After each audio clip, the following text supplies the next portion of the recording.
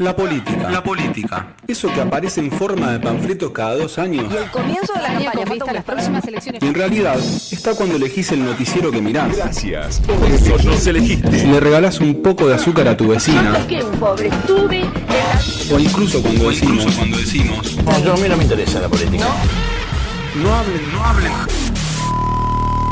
No hablen de política. Un podcast que hace todo lo contrario. Todo lo contrario. Segunda temporada. Bienvenidos y bienvenidas al último episodio de la segunda temporada de No Hablen de Política, un podcast para hacer todo lo contrario. Puedo decir ahora sí, en la noche. Buenas noches, casi como un Tinelli. Buenas noches, América.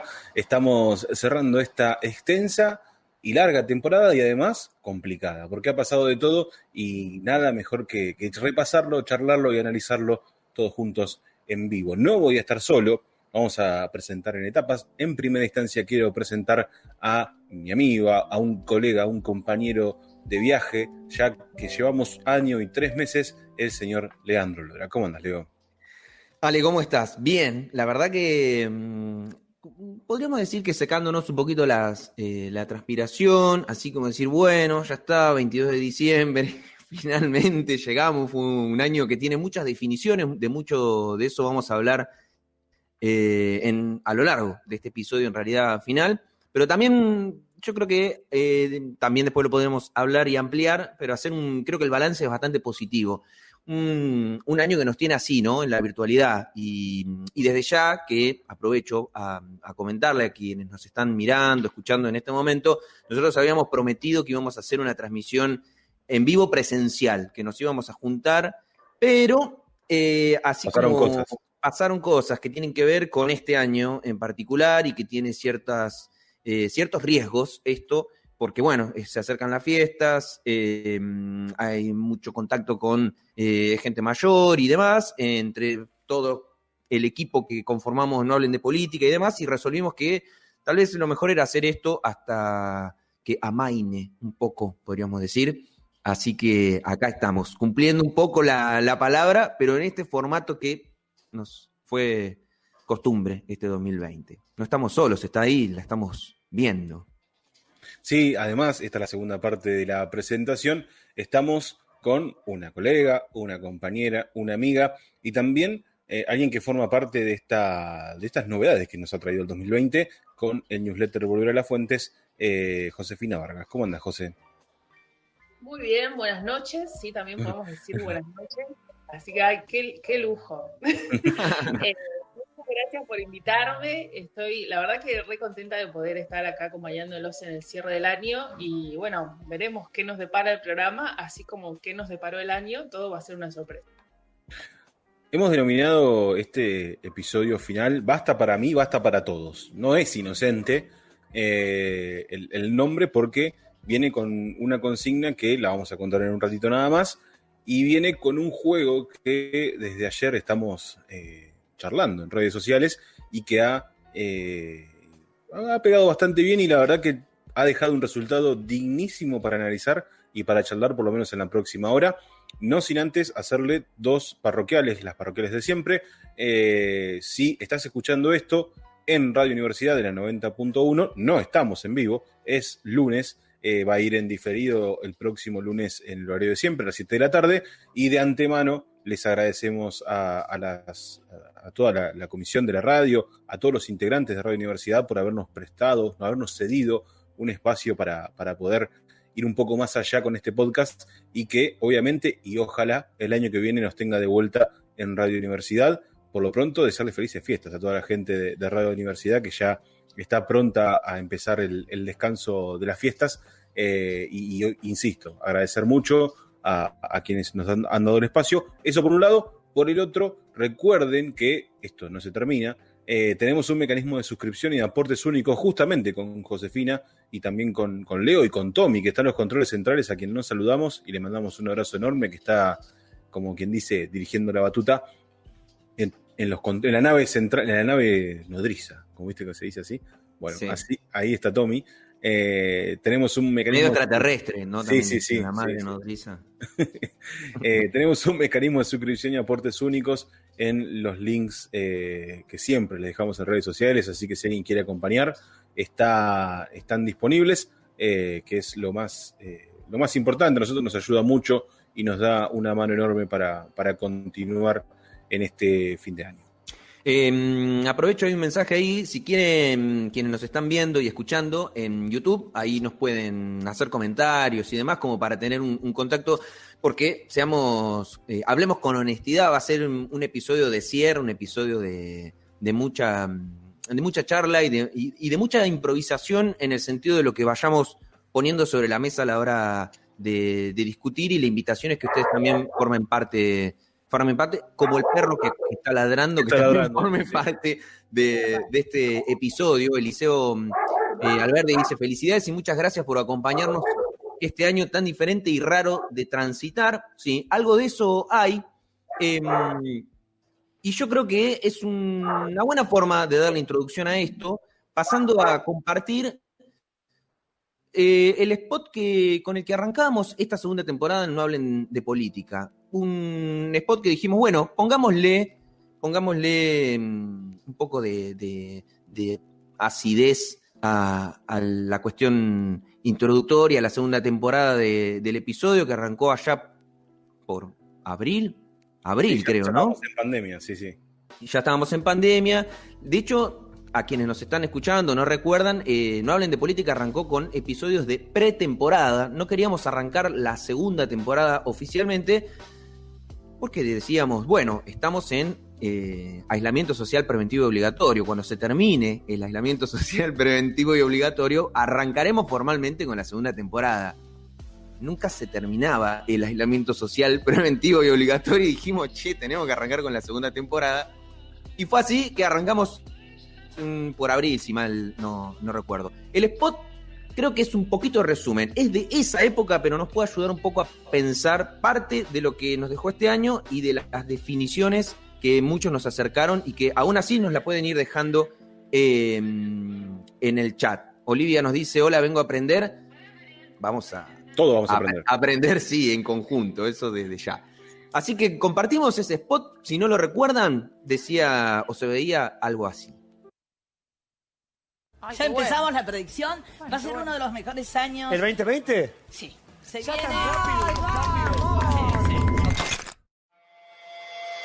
Hay un virus. Virus misterioso. Coronavirus. Estamos en cuarentena. Italia declaró zona roja en España, el gobierno ha decretado Japón se encuentra Coronavirus en Estados Unidos. Control total en Brasil. ¿Qué va a pasar en Argentina? Primer caso positivo. La suspensión del fútbol. Aislamiento social preventivo y obligatorio. ¿Qué hacemos con el mate? ¿Hay que usar o no hay que usar barbijo? Barbijos obligatorios. Mucho más peligroso que el coronavirus es el populismo. Primera sesión virtual de su historia. Este mundo ya no es igual al mundo de cuando empezó esta cuarentena. Es otro mundo.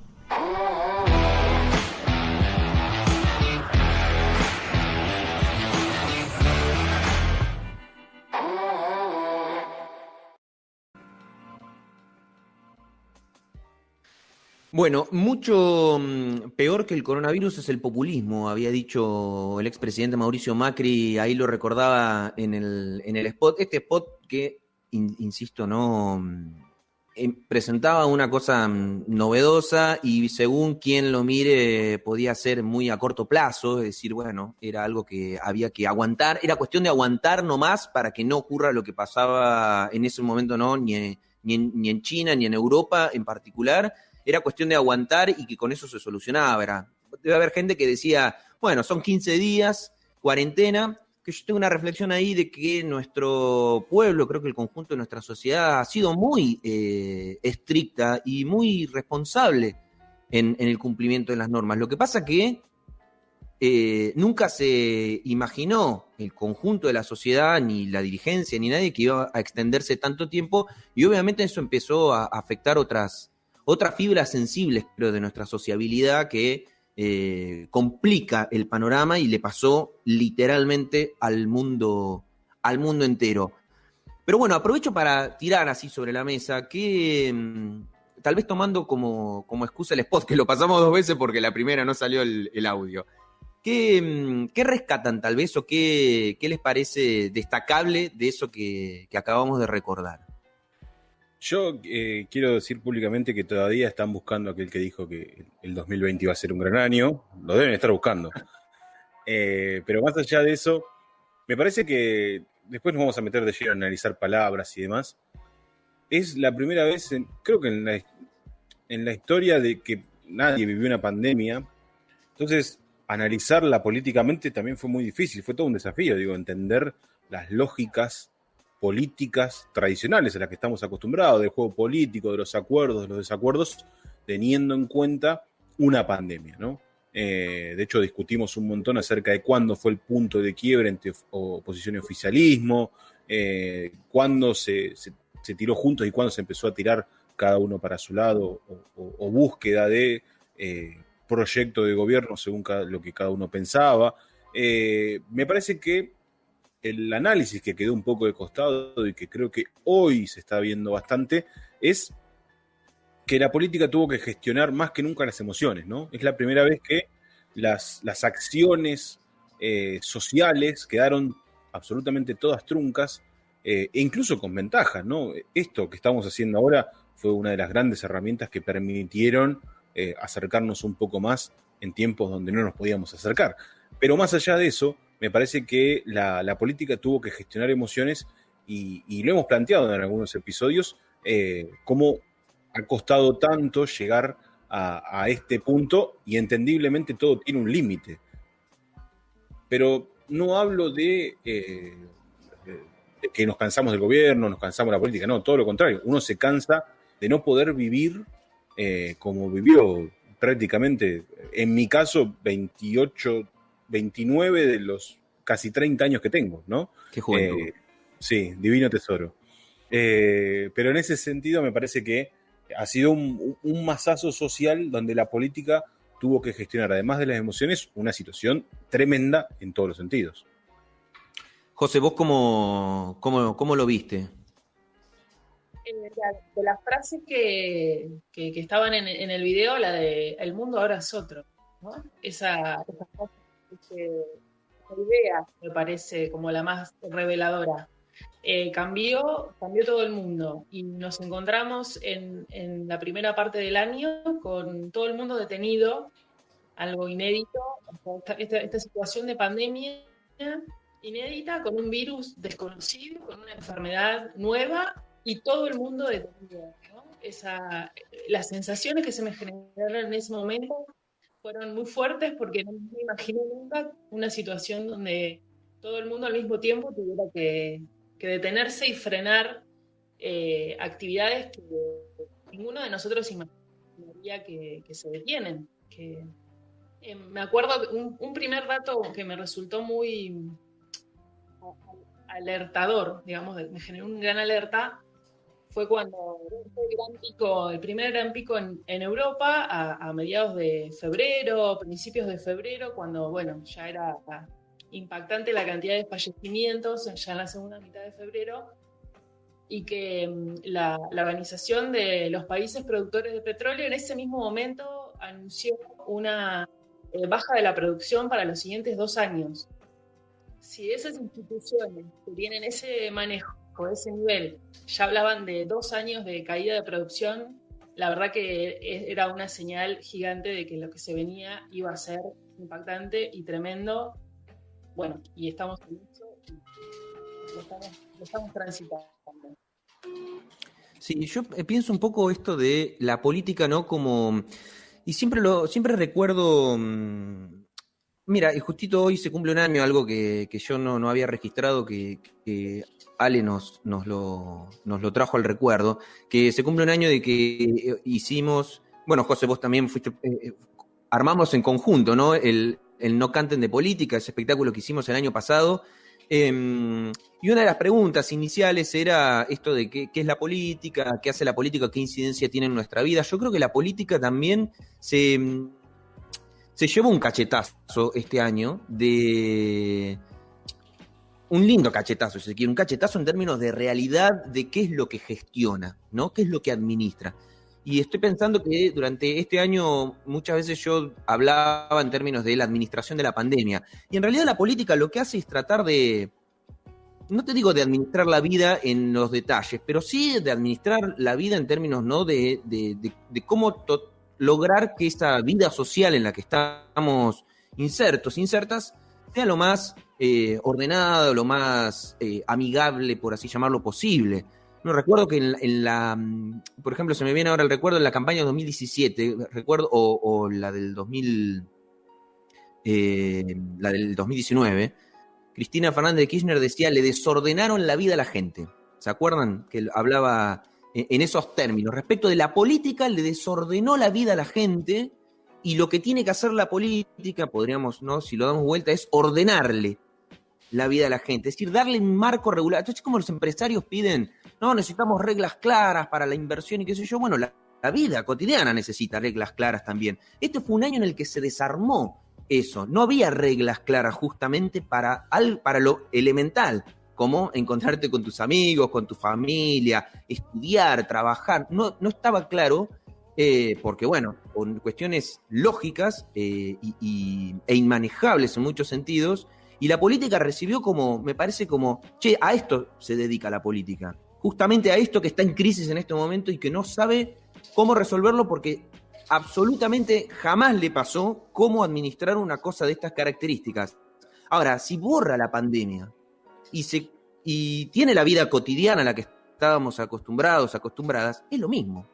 Es cómo implantar reglas en el conjunto de la sociedad para que la política pueda hacer la vida lo mejor y lo más transitable posible.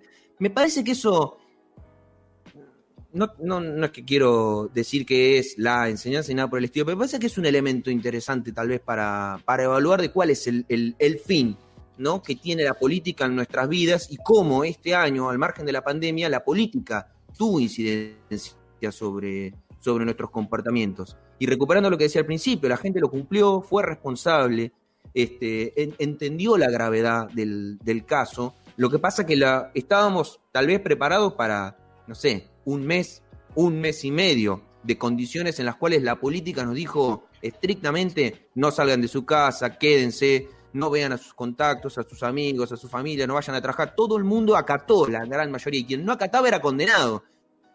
Después se empezó a resquebrajar eso por una cuestión bastante lógica, y la política entró para mí a titubear en cómo lidiar con aquello que administra, que es la vida social, ¿no? No sé si comparten. Sí, a ver, yo quisiera... Lo que falta en eso que estás mencionando es que se construya consenso, porque justamente esto de presentar nuevas reglas y durante un mes y medio, estamos preparados para un mes y medio, bueno, se construyó el consenso o había un consenso preestablecido de, bueno, un mes y medio, 2 meses, aguantamos todos estos nuevos límites, ¿no? A esta vida cotidiana. Y después hubo que construir nuevos consensos, planteando también esta cuestión de la gravedad. Siempre considero que se partió de la situación es grave y la situación puede ser muy grave, ¿no? Este planteo siempre de la ocupación hospitalaria, la disponibilidad de todo el sistema de salud, bueno, construir consensos a partir de ahí, y es lo que, bueno, va a determinar el éxito o no de una medida. A mí, yo quisiera agregar algo que me parece más que interesante en términos de cachetazo a la política. Para mí hay al menos 3 elementos en el cual cómo veníamos viviendo o cómo se ha dado el proceso político en Argentina le dio un cachetazo de realidad a la política. El primero tiene que ver con lo que pasó con los jubilados, ¿no? Repasando un poco ya los hechos, nos encontramos con un sistema financiero vinculado a las jubilaciones malo, muy malo, ¿no? Cuando vimos las colas, ese para mí fue un primer cachetazo a la política, descubrir que los jubilados, independientemente de la cuestión salarial y de lo que se percibe y demás, no tienen los mejores mecanismos para cobrar. Uno puede ir de lo más chiquito que es la famosa supervivencia, pasando por las colas inhumanas que tenían que hacer los jubilados, que en pandemia se potenció, ¿no? Porque son personas de riesgo, son personas que son grandes y que les cuesta mucho llegar a los bancos, tienen que estar en condiciones climáticas complejas. Ese quizás fue uno, y además, la pandemia mostró las deficiencias que ya existían. Todos los veranos y los inviernos vemos estas situaciones, y la pandemia las potenció al máximo. El segundo cachetazo es la informalidad que hay en materia laboral en Argentina, que es altísima y que se mostró con el IFE. El IFE, que es para mí es la política del año, ¿no? Teniendo en cuenta la situación y las diversas medidas que se han tomado, teniendo en cuenta no solo la pandemia, sino la situación económica y social de nuestra sociedad. El IFE mostró un altísimo porcentaje de personas que trabajan en la informalidad, ¿no? No solo que trabajan en negro, sino que hay algunos que ni siquiera se tiene registro. Hay casos extremos de que no se sabe que existían hasta tanto aparece el IFE. Ahí hay un rol del Estado fundamental, que fue relevar todas esas personas, en hacer todo un seguimiento nuevo.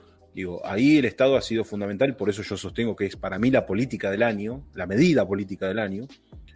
Y lo tercero tiene que ver con la pobreza, ¿no? Que uno entiende que la pandemia potenció los números, pero que no quita que de arrastre haya una pobreza estructural en Argentina bastante grave.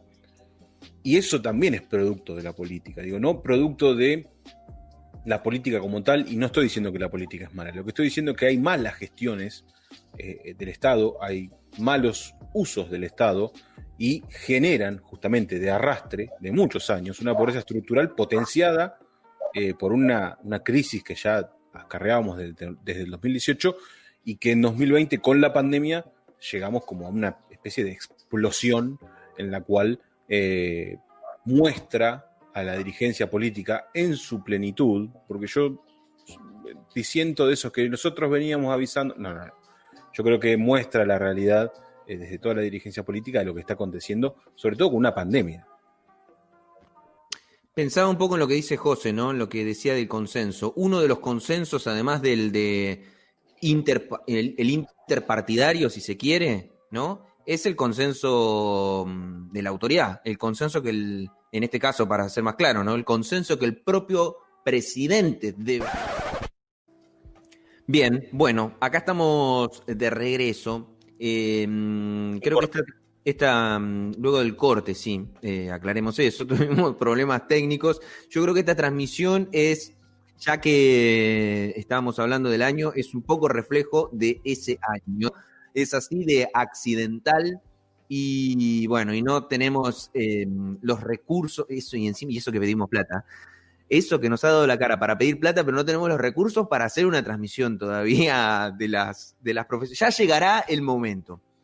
Pero bueno, retomando y agradeciendo a quienes nos están bancando, y desde ya que esto después lo van a poder escuchar bien, estamos charlando justamente con José, estaba comentando sobre comunicación y salud, ¿no? Era una cuestión que también atraviesa a la política y particularmente a los gobiernos en general, ¿no? Exactamente, lo que planteaba era justamente esto. Habitualmente, en cualquier año, hasta el 2020, las variables comunicación y salud las vemos en el cómo, ¿no? Nos preguntamos cómo es y hablamos de salud y comunicación. Y este año las tuvimos en el qué. Fueron centrales para cualquier gestión, para cualquier gestión estatal de cualquier nivel, ver cómo se gestionaba la salud y cómo se gestionaba la comunicación, porque justamente era esto que ustedes hablaban en términos de gestionar sensaciones, ¿no? Hablar de situaciones de riesgo y situaciones de crisis y cómo se comunica en esas situaciones, cómo se moviliza o se paraliza a toda una población y es necesario también esto de, lograr consensos para que esto se logre. Y señalábamos también esto hubo hitos de comunicación en el año, situaciones novedosas, digamos, dentro de la pandemia, que por supuesto ya en sí es la novedad, cómo funcionó esto del quédate en casa, este mensaje que fue mensaje oral, mensaje virtual, mensaje escrito, funcionó en todos los niveles. en todos los formatos y que tuvo ese primer impulso, el quédate en casa, como hito de comunicación para los análisis posteriores, porque todo análisis en este momento tiene su límite de vamos a ver cómo sigue la pandemia, ¿no? Pero bueno, esto de dar un mensaje para toda la población al mismo tiempo y llegar a que realmente se llegue ese mensaje, digamos, se cumpla y que haya una detención y un cambio en los comportamientos. Esto como primera cuestión. Y después, lo que también es importante, o sea, ¿cómo nos damos cuenta que estas variables cambiaron de ser forma a ser contenido, digamos, de ser algo que nos planteamos cómo se hace a plantearnos algo que es central a la hora de gestionar? Cuando veíamos las encuestas y se planteaba el problema de la salud o la gestión de la salud entre los principales problemas a la hora de analizar un gobierno y de evaluar a un gobierno. Esto no sucede, pero casi nunca. Es muy, muy raro que una situación así se dé, y este año lo vimos, y lo vimos sostenidamente desde abril hasta ahora. ¿Ale? No, a ver, por ahí sí está claro que el tema salud ha sido obviamente uno de los temas del año, pero me parece que a medida que transcurrieron los meses, creo que ha pasado un poco en el repaso de los podcasts, ha habido política, ha habido mucha política de lo que tiene que ver con la gestión de otros temas que van por fuera de la pandemia, lo cual lo hizo mucho más interesante. Yo creo que el quiebre de Vicentín es uno de los puntos más jugosos para analizar de la política argentina, sobre todo porque ahí se terminó todo tipo de acuerdo de adelante para atrás. Quedamos librados a una lucha partidaria válida, pero que en un contexto de pandemia lo hizo un poco más compleja de lo que estamos habituados, ¿no? Porque ahí aparecieron varios puntos un poco peligrosos, otro poco muy al límite, ¿no? Al límite de lo que es la política, ¿no? Digo, las convocatorias a las movilizaciones, sobre todo en el invierno, han sido temas bastante al límite, ¿no? Digo, esto de hacer convocatorias masivas, impulsar a la ciudadanía a que se manifieste, lo cual es válido. Yo creo que en ese sentido está bien que todo lo que la población se manifieste y que reclame, pero bueno, las condiciones sanitarias no eran las ideales para hacerlo. Entonces, en ese sentido ha sido muy complejo y creo que es válido marcar a Vicentín como el quiebre político del año, donde toda la armonía y con algún que otro bemol venía transcurriendo, todo se rompe ahí. A partir de ahí, casi que fue como el inicio de una batalla político-partidaria, algunos pensando en elecciones, otros pensando en erosionar esa imagen positiva que había logrado Alberto Fernández, que, a ver, se erosionó básicamente por esta división de aguas en torno a los temas, ¿no? Rápidamente Alberto Fernández pasó a ser el del capitán del barco a intentar generarle un motín para tomar las riendas de todo lo que, de la navegación del barco que se llama Argentina y que iba en un sentido, se buscó que vaya para otro, bueno, y ahí arrancó todo un tironeo que la verdad que es interesante, es válido, en ciertos puntos es válido, digo, no hay que tampoco bastardear el juego político. Lo que pasa es que con una pandemia en el medio es todo un poco más complejo, y ahí es donde arranca el análisis. Pero vos sabés que para mí sirve como enseñanza también, o por lo menos como, a ver cómo decirlo, como elemento de análisis, o por lo menos para ponderar ciertos comportamientos. Porque una de las palabras que yo me había notado, que es consenso, ¿no? Que lo trajo José, de la importancia que tiene el consenso en términos de desde el consenso social hasta el consenso político en general, ¿no? Entre los distintos partidos y entre la política y la sociedad, para poder conducir ciertos comportamientos en una situación de estas características. ¿Qué corto se queda el consenso? Porque justamente, tal vez uno podría reflexionar, si ni siquiera, lo voy a poner así en términos bien exagerados, pero esto en una charla con maní y cervezas, lo digo, así que lo voy a decir igual.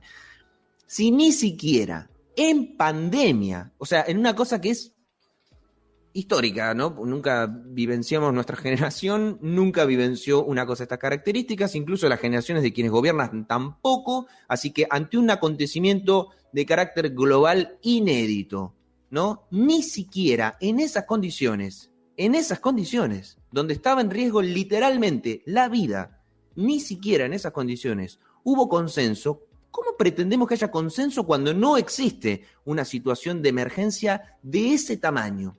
Es como para quitarle, yo le restaría, no es que no le resto la importancia que tiene las situaciones de consenso, pero los escenarios de un consenso in eternum, ¿no? Es casi una utopía, es inexistente, imposible. Incluso recuerdo que en los episodios lo charlábamos, esta amistad, esta buena onda que hay entre Larreta, Alberto, ¿no? Era Horacio, Alberto, Axel, que hablaban al principio. Esto es obvio que se va a terminar en algún momento, pero que ni soñemos con que esto se continúe, porque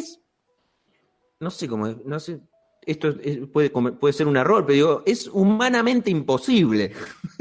Es humanamente imposible porque tenemos diferencias, porque se van a expresar y porque ni la emergencia puede parar.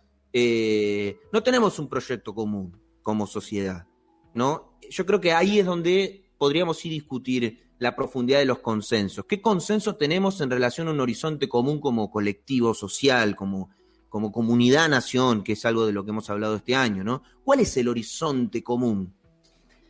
Y no digo que no está ni bien ni mal, simplemente me parece que el devenir de la historia nos pone como humanidad ante proyectos que no son compatibles, que no hay forma de que estemos de manera común. La única forma en la que estuvimos de manera común fue por un corto tiempo y porque estaba en riesgo estrictamente la vida, literal.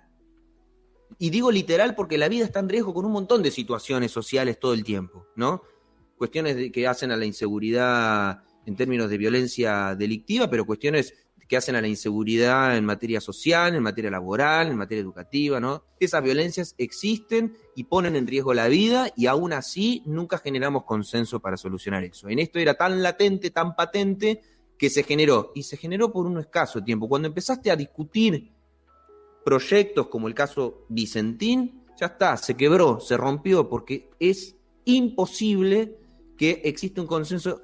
Y esto es extraño, ¿no? Pero incluso hasta podría explicar por qué existen proyectos políticos en otras latitudes del planeta tan rígidas, ¿no? Vos decís, no, pero allá... Y es que no hay otra forma, sino de llevarlos adelante. Después podemos discutir si estamos de acuerdo o no, pero hay proyectos políticos que se imponen por la fuerza y se imponen por la fuerza y así los logran. No sé cómo lo ven en este sentido, pero también yo porque no quiero ser tan cruel con la política en general. Es como si habláramos, ¿no? desde el mundo ideal y nos angustia que no se cumple. Y no, pero es que nunca se iba a poder cumplir. Era cuestión de un poco de sentido relativamente común, ¿no? Es que ahí aparece el Sí, exactamente. Era así. Te estoy cortando. No, dale, José. Que era así, o sea, el consenso duró lo que duró el hashtag quédate en casa. Esa es la duración del consenso y está bien que así sea, porque justamente la función de la política es dirimir entre intereses enfrentados. Esa es la función de la política y esa es la función del Estado.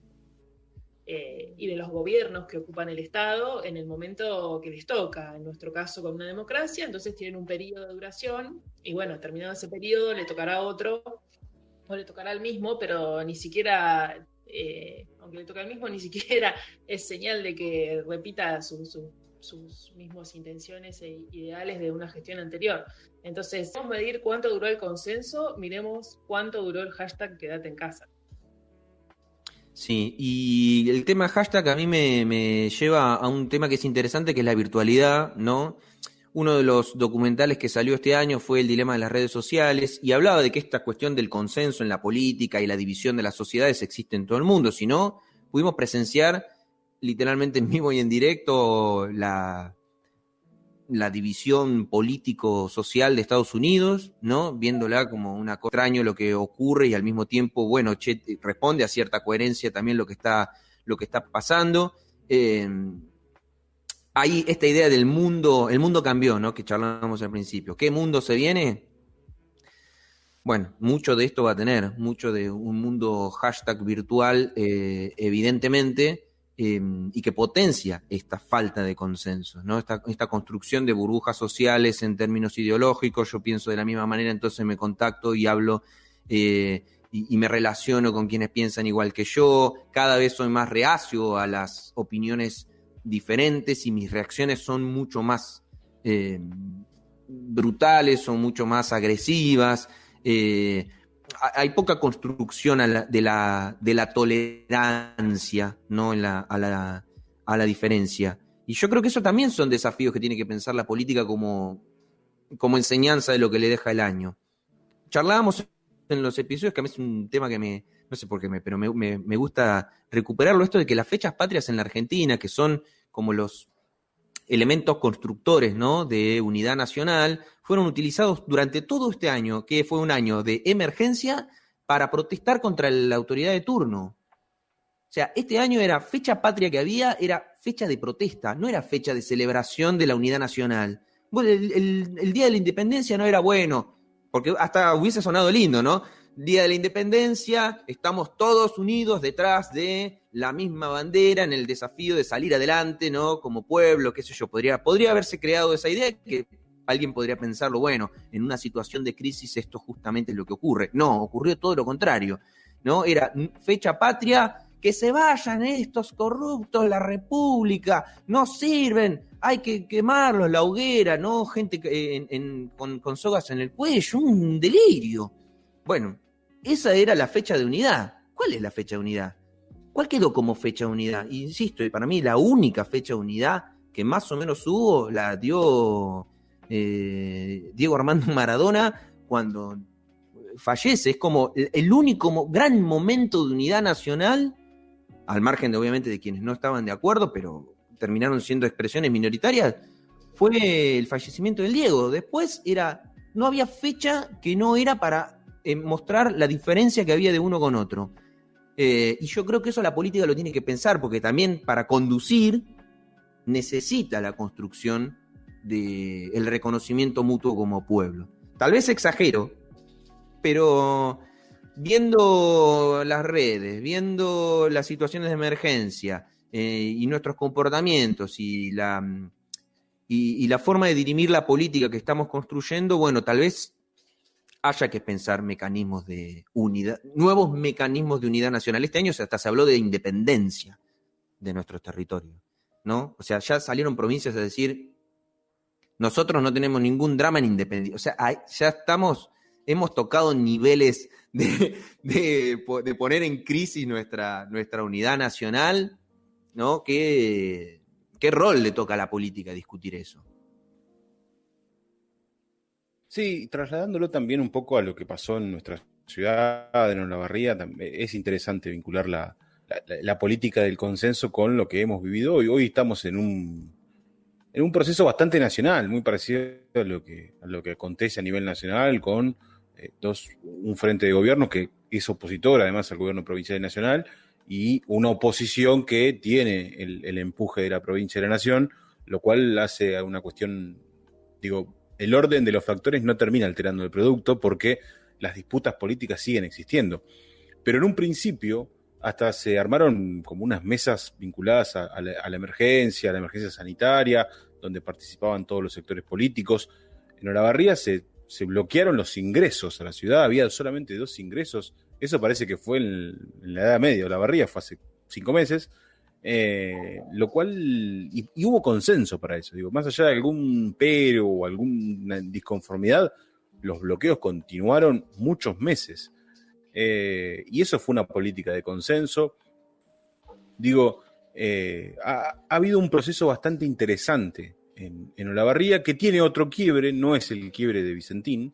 Me parece que el quiebre del primer pico es bastante claro, ¿no?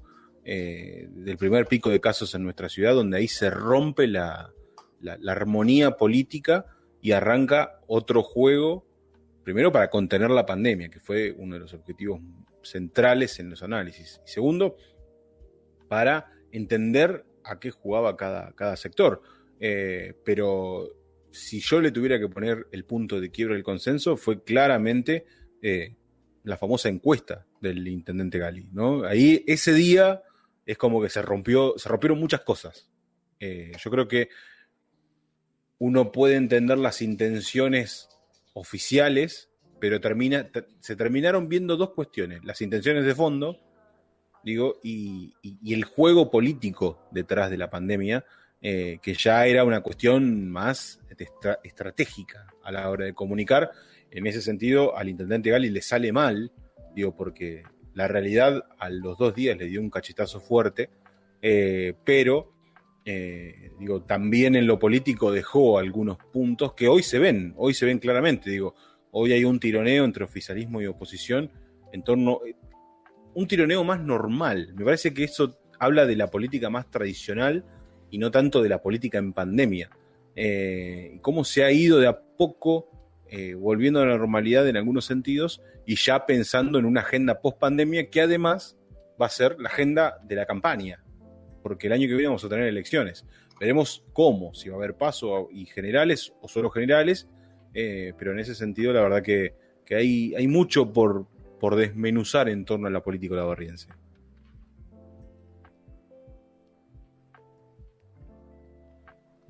Yo ahí estaba a la expectativa de si José iba a decir algo, porque intuyo que debe estar pensando muchas cosas, pero pensaba, ¿no?, justamente en eso, el quiebre del consenso a nivel nacional se dio con Vicentín. Yo coincido, es como que ahí yo siento como que la política en su juego, ¿no?, más tradicional, estaba bajo una olla a presión, como esperando el momento para poder explayarse en sus diferencias, ¿no? Me da esa sensación. Y apareció Vicentini como que al fin respiraron hondo y salieron a marcar las diferencias existentes.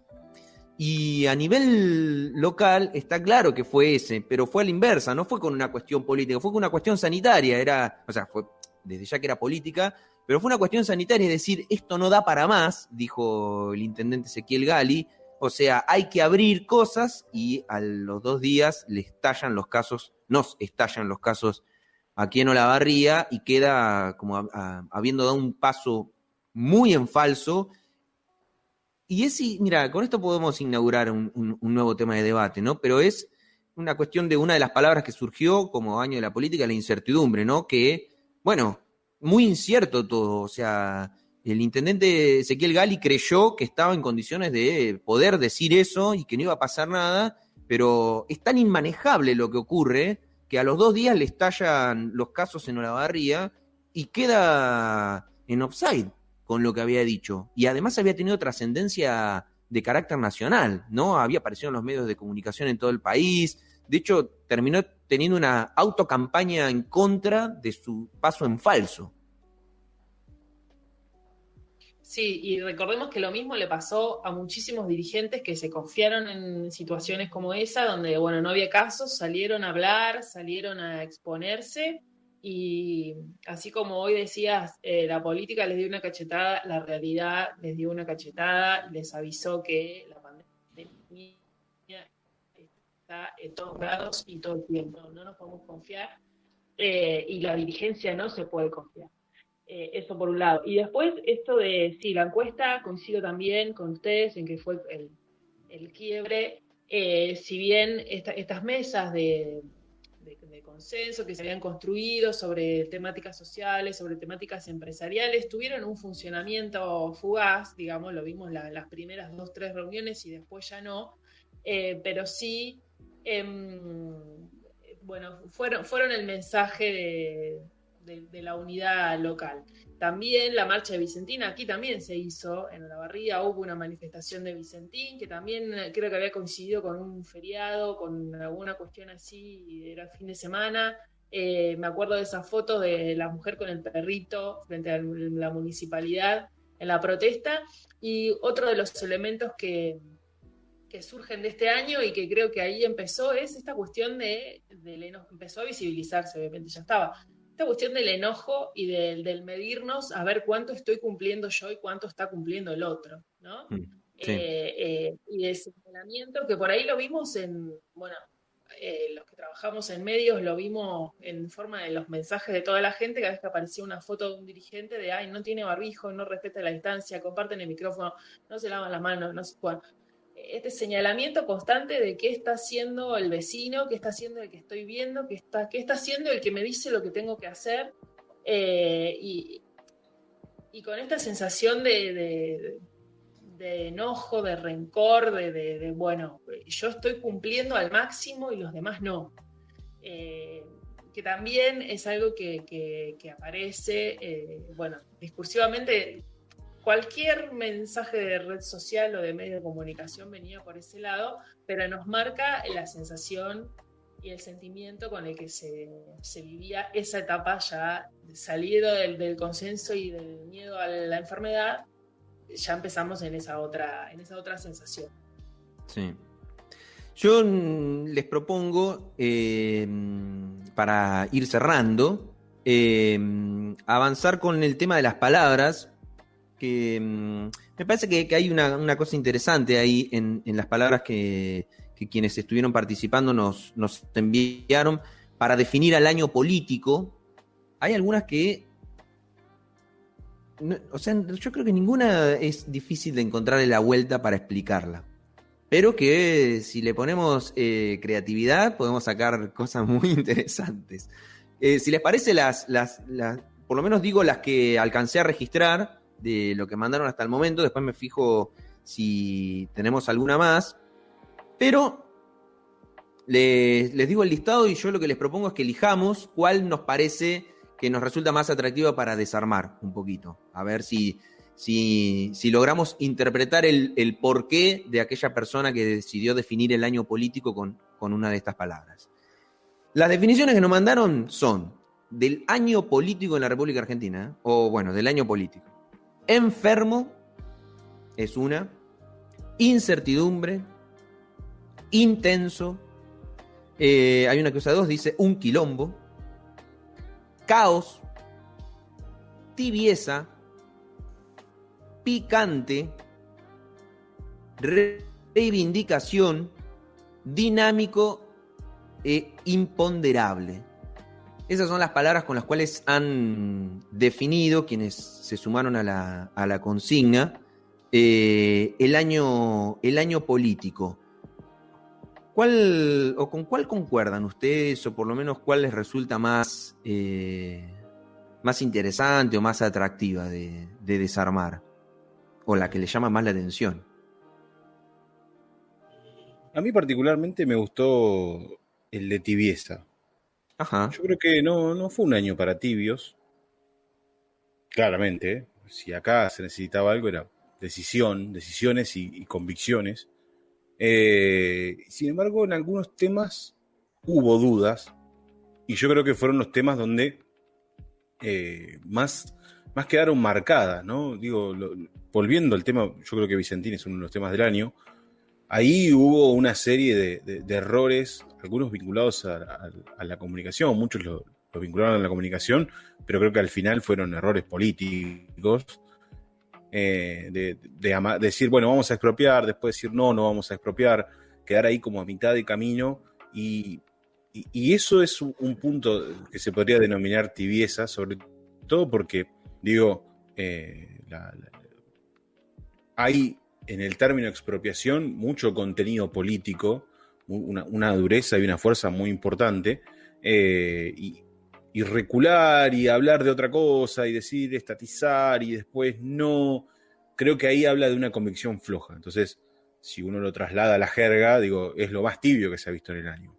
Y después, creo que no ha habido decisiones. Yo creo que de todos modos, a ver, hasta acá la pandemia se gestionó de la mejor forma posible. Con las herramientas y el contexto que había fue de lo mejor posible. Sin embargo, se podrían haber tomado algunas medidas un poco más llenas de convicciones. Y creo que tiene que ver mucho con la carta que Cristina emitió, no la última, sino la primera, quizás que me parece que es la más importante, la que dejó en claro 3 puntos. Y uno de los puntos hablaba de un gran acuerdo, ¿no? Social, económico, empresarial. Sí, político, por el tema del dólar era, ¿no? Por el tema del dólar y por el tema económico. Digo, ahí se necesitan convicciones para acordar. Y algo muy curioso fue que hasta la propia Cristina se hacía un costado de ese acuerdo. Decía, bueno, que lo haga el presidente, que es el presidente. Y no fue tomado tan así. Yo creo que se intentó, yo creo que todavía no se logró. El problema es que mientras tanto la crisis avanza. Uno ve la reactivación económica, ve los avances y ve un montón de cuestiones positivas, pero que quedan un poco a mitad de camino y que todavía no se vislumbran. Uno entiende que es una tibieza propia del contexto, ¿no? De la incertidumbre de no tomar una decisión firme porque justamente no hay piso firme. Yo creo que aplica bien el concepto a este año. Lo que pasa es que hay que entenderlo en el contexto, ¿no? No es fácil gobernar en pandemia. Ya lo acaba de mencionar Josefina, esto de el intendente Ezequiel Gali salió con una encuesta firme a cuestionar los métodos por los cuales nos manteníamos aislados y no había un equilibrio, como él lo dice, entre lo sanitario, lo económico y lo social. Bueno, al otro día de la pandemia le dijo, buenas tardes, bienvenido. Mira, yo tengo un ejemplo de todo lo contrario a tibieza. O sea, un ejemplo, no una palabra, sino una figura política. Bolsonaro. Claro. Bolsonaro es todo lo contrario a tibieza. Podríamos, hasta de Trump podríamos hablar. Pero Bolsonaro me parece que es mejor porque es como verborrágicamente, no tuvo un proceso electoral en el medio que lo haga recular. Bolsonaro sigue firme en su idea, la gente se va a morir, decía, y se va a morir igual, como de muchas formas, así que acá, que siga, qué sé yo, no voy a usar barbijo, no voy a poner la vacuna, no, nada, tuvo coronavirus y no le importó, ¿no? Eso es un ejemplo de no tibieza, por ejemplo. Y la verdad que después habría que evaluar cuál es el resultado político de la no tibieza, porque se supone que tiene altos niveles de popularidad. Qué sé yo, ¿no? Y uno puede explicar, bueno, pero eso es lo interesante, creo también que a veces aparece en la política, que la respuesta social, electoral y demás responde a muchos parámetros que van más allá de lo ética o moralmente esperable. Al margen de que yo entiendo que la palabra tibieza también viene hacia una crítica específica al gobierno en particular, ¿no? La que nos enviaron. Es como una suerte de, bueno, la política en general puede haber sido tibia, sí, pero me parece que también es un palito, si se quiere, al propio gobierno, así que debe venir de la mano de alguien que empatiza con el gobierno, pero considera que lo describe de esa manera. ¿José? A ver, es curioso que en la... habla de la audiencia de No hablen de política, que en la misma lista de palabras esté tibieza y esté intenso, ¿no? Eso es como...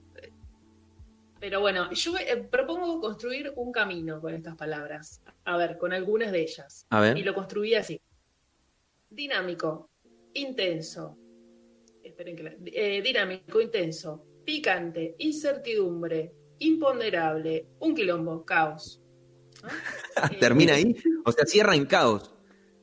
Cierra en caos. Con las palabras que mandó la audiencia. Sí, a ver. Creo que incertidumbre e imponderable son las palabras que yo elegiría para hablar de este año. Porque fue un año que nos sorprendió, nos cambió la vida cotidiana, nos cambió la percepción de un montón de aspectos de la política, de aspectos de la gestión, de las gestiones que vemos. Nos sorprendimos con dirigentes que, a ver, nos sorprendía lo que hacía Bolsonaro, pero al mismo tiempo es lo que Bolsonaro es, digamos, nos sorprende desde Argentina, ¿sí? Pero sí, eso sí. Es Bolsonaro. Y de alguna manera también Alberto Fernández fue coherente, era un gobierno que recién empezaba, que esto también es una cuestión muy, muy interesante para analizar. Un gobierno que recién asumía, digamos, que el consenso sobre su su mandato estaba construido y estaba, digamos, recién arrancando, así que venía muy firme en ese sentido. Pero también fue coherente, digamos, su discurso de asunción con la forma en la que presentó su gestión de la pandemia. Hubo ahí una coherencia y eso también fue muy interesante para analizarlo. Lo mismo podemos decir de Trump, lo mismo podemos decir del presidente mexicano, bueno, que son líderes latinoamericanos que uno, bueno, fue siguiendo cómo fueron las gestiones, ¿no? Lo mismo en Chile. No creo que, si bien nos sorprendía desde Argentina las cosas que iban pasando, me parece que todo fue muy coherente con las gestiones con las que venían mostrando. Repito, aún aquel que recién empezaba como Alberto Fernández. Así que eso me parece como un elemento muy interesante para analizar cómo fue la gestión general y también teniendo en cuenta que no terminó la pandemia, todos los análisis que hacemos son provisorios, incluso para hablar de éxito o fracaso en la gestión puntualmente de la salud. Porque, bueno, son cosas que son muy difíciles de construir, datos que son muy difíciles de construir. Y después también para sumar, no sé si para las palabras, pero para sumar hitos del año, cosas importantes y novedosas que pasaron este año, que fue la protesta de la policía en la provincia de Buenos Aires. Es un hecho histórico y novedoso también, con muchísimos condimentos políticos, y el resultado de esa protesta también dejó un hito político muy importante para la provincia de Buenos Aires, para la relación con la capital y para todo el país, porque estamos hablando de la coparticipación y de cómo se gestiona eso, así que eso también me parece muy importante. Y a nivel local, tuvimos una sesión donde el presidente del Consejo Deliberante se levantó y se fue. Eso me parece maravilloso, como para decir, ¿qué pasó este año? El presidente del Consejo Deliberante se levantó de la sesión y se fue. Sí, de una sesión que convocó él.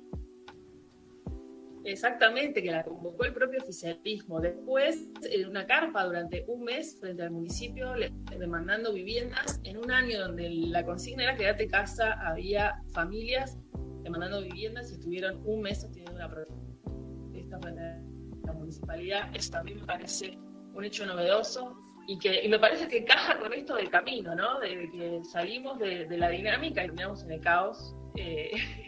Bueno, así que esas son como algunas de las cuestiones que estuve pensando para elegir las palabras del año. Está muy bien eso, muchos de los contrastes, ¿no? que se vieron. Hay mucho para esto que vos decís, ¿no? Porque a nivel local nosotros tuvimos ese ejemplo que persiste aún en relación a un reclamo por viviendas, y a gran escala ocurrió lo de Guernica, ¿no? Era quedate en casa y al mismo tiempo cuánto de clasismo, ¿no? Detrás de las consignas, del diseño de políticas y demás. Yo no estoy de todo convencido de la palabra que elegí. Lo que pasa es que no sé muy bien cómo expresarla, pero para mí la palabra que tiene es indefinido. Yo siento que políticamente fue un año indefinido, ¿no? Un poco de que se quede a medias, de que tenga una cuestión de que haya incertidumbre, de que la existencia de imponderables, ¿no? Como parte de las palabras. Incluso tiene si quisiera, hasta podría tener sus contactos con la palabra tibio, que 2 veces eligieron tibio, eso lo acabo de corroborar. 2 veces pusieron esa palabra, pero bueno, la segunda ya sabían que alguien lo había elegido, así que capaz que también eso le disparó a la persona que lo eligió por segunda vez, lo inspiró a también elegirla. Pero me generó esa sensación, ¿no? Como un año indefinido en materia política, como no saber hacia dónde ir, y que todo quede indefinido, como que no quede todo resuelto. Y siempre pongo el mismo ejemplo, que es como, no es que siempre pongo el mismo ejemplo, pero digo desde lo de Vicentín, ¿no? De una suerte de, bueno, vamos, pero no vamos, y entonces damos marcha atrás, que muchas veces esas cuestiones en la política se disfrazan como, bueno, se disfrazan. No quiero condenar la idea de que uno escucha y entonces puede revisar su posición, que me parece correcto, está muy bien, uno puede escuchar opiniones distintas y revisar la opinión inicial. Pero muchas veces tiene que ver con, bueno, hay que hacerlo, o uno está convencido, lo que pasa es que tal vez no es el momento, o no le encontró la vuelta todavía, y entonces a veces es que como avanza con algo y queda ahí a mitad de camino y no se resuelve, y es como que queda incompleto. Es como, mira el ejemplo tonto que voy a poner, pero yo tengo una obsesión con Netflix. A mí no me gusta, esto que es una pavada lo que voy a revelar, pero creo que va a ser gráfico. A mí no me gusta iniciar un producto si no lo voy a terminar, porque me aparece ahí como que no lo terminé, ¿no? Es como que me dice, está incompleto eso. Miraste una serie. No, si voy a mirar algo para que me quede ahí el registro de que lo abrí, es porque lo voy a mirar, si no, no. Igual, honestamente, suelo no terminarlas, así que quedan, pero por lo menos al momento de decidir mirar, estaba convencido de que quería mirar esa serie o esa película. Bueno, una cosa así, me da esa sensación, es como que quisieron mirar la serie, quisieron mirar la película y se arrepintieron a último momento, no la terminaron, quedó a mitad de camino. Esa es la sensación, como una cosa incompleta. Y desde Vicentín hasta, ¿no?, el velorio de Diego Maradona. Es como también, la idea era inicial, ¿no? Bueno, van todos los que quieran despedirlo lo van a poder hacer, pero había un montón de condicionamientos que impidieron que era hasta que el último o la última persona quisiera despedirlo, y hubo que cortarlo de cuajo, terminar así, quedó todo como enrarecido, y así es como fue un año en el que todo quedó enrarecido. Y uno lo vive en su propia vida también, y en la política también. Y tal vez lo quisiera atar como una cuestión a pensar, que es re interesante lo que le pasa al Frente de Todos, ¿no? En esta conjunción de tratar de explicar las tensiones internas que existen, ¿no? Y que uno las dice, bueno, es una coalición de gobierno, tiene corrientes de ideas muy distintas que confluyen, y se discute sobre cómo dirimir las diferencias que tienen, ¿no? Y yo creo que es una interesante pregunta que la política se podría responder, porque me parece que las coaliciones son interesantes como herramienta para conjugar proyectos, ideas y poder llevarlos adelante. El tema es cómo persisten como tal. Es una prueba que tiene el Frente de Todos, pero es una prueba que tiene la política en general, cómo hacer para que las coaliciones sean exitosas a los fines que persigue, que no son meramente ganar elecciones. Esa es una discusión que es necesaria para el conjunto de los argentinos, es una discusión necesaria que el Frente de Todos tiene que resolver, porque es quien está gobernando, ¿no? Y tiene que resolver cómo va a dirimir sus diferencias, porque en cómo dirima sus diferencias van a ser los resultados de las políticas de gobierno, pero para la política en general también, cómo son los diseños de coalición, ¿no? ¿Qué nos van a proponer a la ciudadanía las futuras coaliciones? Discusiones en vivo y en directo, ¿no? La exposición de sus diferencias en vivo y en directo, la exposición de sus críticas en vivo y en directo, van a dirimir las críticas al interior. Es imposible, los proyectos de coalición, la verdad, son inviables. Porque hay una conclusión, entiendo yo, detrás de qué nos deja una coalición en la política, una coalición de gobierno, sea cual sea. ¿Qué nos deja? La próxima coalición que se presente. Uno podría decir, la verdad que coaliciones no voto más, voto proyectos cerrados, voto espacios políticos concretos, con un horizonte definido, que ya sé qué es lo que quieren, o voto coaliciones, o admito que las coaliciones son así, ¿no? Y socialmente se aceptan, y entonces banco. Yo creo que es un desafío que existe ahí, porque entiendo que detrás de las coaliciones hay una lectura que hace el conjunto de la sociedad respecto a eso. La verdad me importa poco y nada si lo que discutan, a mí me interesan cuáles son los resultados, independientemente del proceso por el cual lleguen a ese resultado, o me incomoda, me molesta esto, siento que no tiene un horizonte definido, y entonces no acompaño más coaliciones, vótenme un proyecto cerrado, qué sé yo, que venga el partido político, ¿no? Y voto el partido y ya sé lo que van a hacer porque se supone que todos piensan igual. Es como ese desafío que tiene el Frente de Todos, que para mí es un desafío de coalición y que también plantea un poco un momento en el cual la política también está probando, como parte lógica de los procesos de discusión política, cómo va a responder a las problemáticas, qué respuesta política y electoral y estratégica va a dar de cara a las demandas de la sociedad. Por eso para mí es una buena oportunidad en el año que tenemos en términos políticos de repensar esto y ver qué respuesta desde la política se le da en términos estructurales al sistema en sí, el sistema político en sí, que este año el sistema político también estuvo en discusión, ¿no? Desde las sesiones virtuales, que fueron novedosas, ¿no? Y se discutió si tenía que ser o no presencial, y que es muy interesante entender dónde radica la importancia de la presencialidad o no, para las discusiones, para si se junta la gente en la plaza, qué presión puede hacer o no. Ahora, si vos estás en tu casa, qué presión puedes sufrir o no, porque total estás a la distancia, pero te pueden caer en la puerta de tu casa también, eso podría ocurrir. Hasta discutir si va a haber paso o no va a haber paso el año que viene, y qué implicaría que no haya paso. Eso te implica discutir, bueno, sirvieron, no sirvieron, para qué están, para qué sirven, cuál es la discusión del compromiso político del conjunto de la sociedad, qué mundo se viene en materia de representación política. Yo creo que tal vez, sí, coincido, es indefinido por el contexto en el que estamos y que ha alentado esa indefinición en la política y que inevitablemente va a decantar en una definición, que es la que todavía no sabemos cuál es, pero que estamos transitando un proceso de potenciales definiciones y por eso lo vemos indefinido. Diría hay un GIF, un meme, dice. No, yo por mi parte quisiera mencionar mi palabra, que la estuve pensando bastante.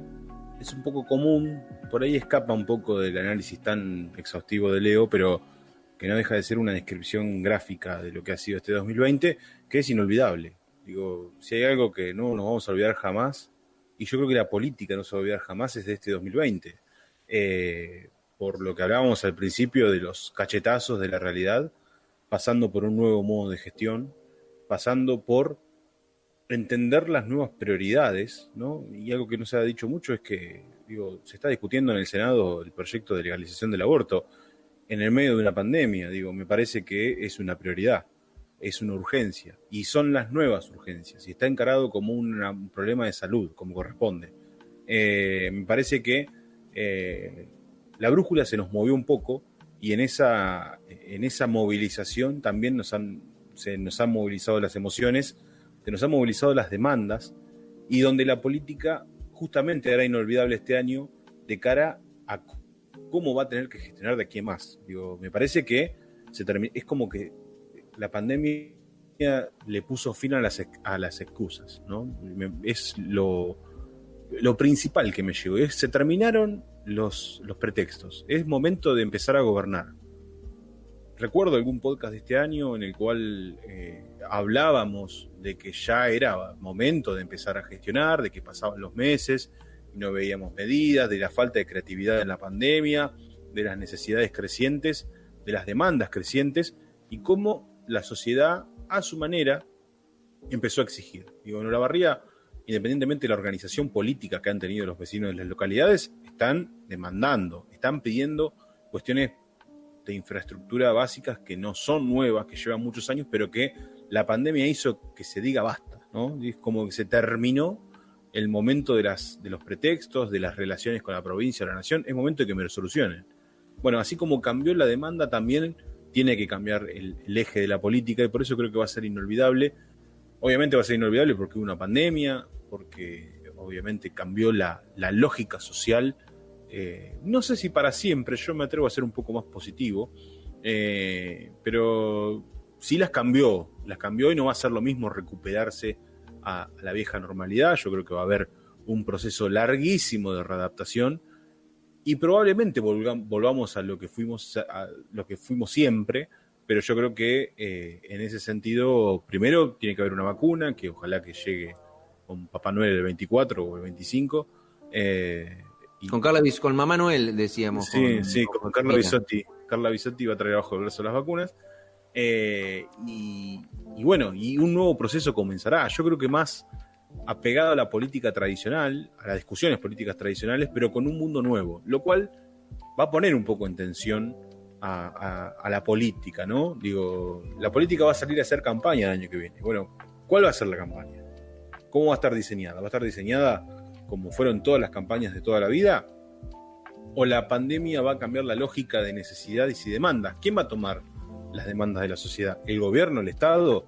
Yo creo que sería lo más inteligente y obviamente lo ideal. Uno entiende que un Estado que se haga cargo de las problemáticas significan soluciones, sobre todo porque las va a llevar adelante para permanecer en la gestión del Estado, independientemente que el año que viene legislativas.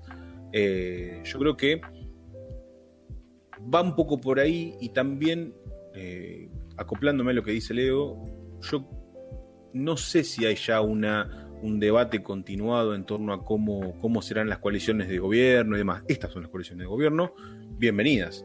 Digo, coaliciones en constante tensión, coaliciones donde siempre se va a estar cuestionando los roles de los integrantes de la coalición.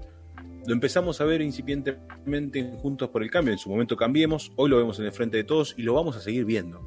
Encabece quien encabece, siga quien le siga y lidere quien lidere. Me parece que eso va a ser uno de los puntos más habituales. Yo creo que nos vamos a empezar a acostumbrar a ver esas tensiones.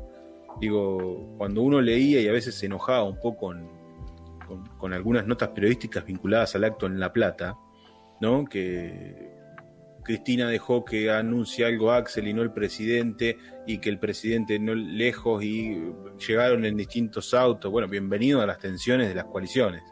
Esa sería mi respuesta en torno a la utilización de las tensiones para sacar rédito político. Pero las tensiones existen y yo creo que se va a empezar a normalizar la tensión. Va a ser habitual que Alberto y Cristina tengan una relación de idas y vueltas. Va a ser habitual ver a Larreta a veces al lado de Alberto Fernández y a veces totalmente enfrente. Va a ser muy habitual el rol de Sergio Massa, por ejemplo, que es otro integrante de la coalición. Y yo creo que nos vamos a tener que empezar a acostumbrar. Y ese es un lindo desafío y esa es una de las razones por el cual el año será totalmente inolvidable. Si llegaste hasta acá es porque escuchaste un nuevo episodio de No Hablen de Política. Te escuché, Tatú. Nosotros no somos ninguna rata, amigo. Acordate de seguirnos en Facebook y en Spotify como No Hablen de Política. En Twitter nos encontrás como No Hablen de Poli y en Instagram como Hablen de Política. Sí, ya sé, es un quilombo, pero nadie dijo que hablar de política era fácil. Hasta la semana que viene.